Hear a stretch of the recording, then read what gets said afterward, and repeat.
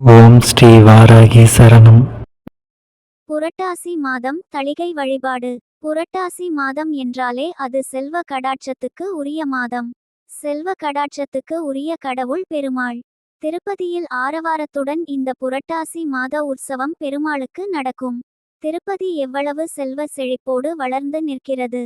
அதேபோல புரட்டாசி மாதம் நம்முடைய வீட்டிலும் பெருமாளை ஆரவாரத்துடன் கொண்டாடி வழிபாட்டை மேற்கொண்டால் நம்முடைய வீட்டிலும் செல்வம் புரளும். இந்த புரட்டாசி மாதத்தில் வந்திருக்கும் 4 சனிக்கிழமைகளும் சிறப்பு வாய்ந்த சனிக்கிழமைகள் தான். இதில் நீங்கள் எந்த சனிக்கிழமை தளிகை போட்டாலும் உங்கள் வீட்டில் செல்வ செழிப்பானது பல மடங்கு உயரும். அதில் எந்த மாற்று கருத்தும் கிடையாது. இருந்தாலும் எந்தெந்த சனிக்கிழமையில் பெருமாளை எப்படி வழிபாடு செய்வது சிறப்பு என்பதை பற்றிய ஒரு சில ஆன்மீகம் சார்ந்த வழிகாட்டுதலை பார்க்கலாம்.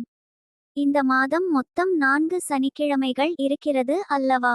செப்டம்பர் 21, 2024 மகாபாரணி நட்சத்திரத்தோடு முதல் சனிக்கிழமை வந்திருக்கிறது. இந்த சனிக்கிழமையில் முன்னோர்களை நினைத்து வழிபாடு செய்வது சிறப்பு என்பது சில ஜோதிடர்களின் கருத்தாக இருக்கிறது. ஏனென்றால் இந்த வாரத்தில் மகாலய பட்சமும் சேர்ந்து இருக்கிறது. முடிந்தால் முதலில் தளிகை போட்டுவிட்டு பெருமாள் வழிபாட்டை நிறைவு செய்து கொள்ளுங்கள். மாலை காலை 6 மணிக்கு மேலாக கூட முன்னோர்கள் வழிபாட்டை வீட்டில் செய்து கொள்ளலாம். முதல் வார சனிக்கிழமை தளிகை உகந்த வாரம்தான்.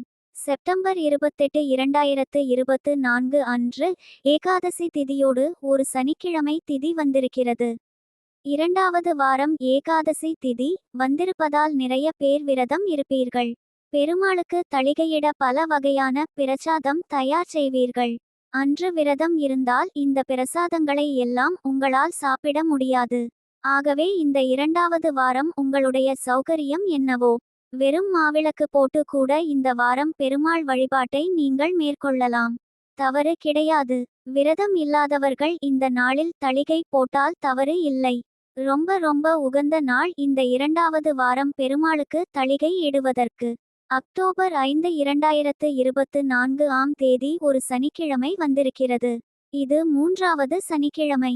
ஆனால் இந்த சனிக்கிழமை நவராத்திரியோடு சேர்ந்து வந்திருக்கிறது. திருதியை திதியும் இந்த நாளில் சேர்ந்து இருக்கிறது. இந்த நாளில் மகாலட்சுமி வழிபாட்டை வீட்டில் செய்வது ரொம்ப சிறப்பு. இந்த நாளில் நீங்கள் பெருமாளையும் தாயாரையும் சேர்த்து வழிபாடு செய்தால் உங்கள் பண கஷ்டம் தீரும். அதில் எந்த மாற்று கருத்தும் கிடையாது. என்னங்க சனிக்கிழமை என்றால் பெருமாளுக்கு தான் வழிபாடு செய்ய வேண்டும் என்று சொல்வார்கள். நீங்கள் மகாலட்சுமியை வழிபட சொல்கிறீர்கள். முதல் 2 வாரத்தில் பெருமாளை வழிபாடு செய்து விட்டவர்கள் இந்த 3வது வாரம் மகாலட்சுமியை பிரத்தியேகமாக கும்பிடலாம். முதல் 2 வாரம் சனிக்கிழமை தளிகை வழிபாடு செய்யவில்லை என்றால் இந்த 3வது வாரம் பெருமாளையும் மகாலட்சுமி தேவியையும் ஒரு சேர சேர்த்து வழிபாடு செய்யுங்கள். ரொம்ப நல்லது. கடைசி சனிக்கிழமை 4வது வர சனிக்கிழமை அக்டோபர் 12, 2024 திருவோணம் நட்சத்திரத்தோடு சேர்ந்து வந்திருக்கிறது.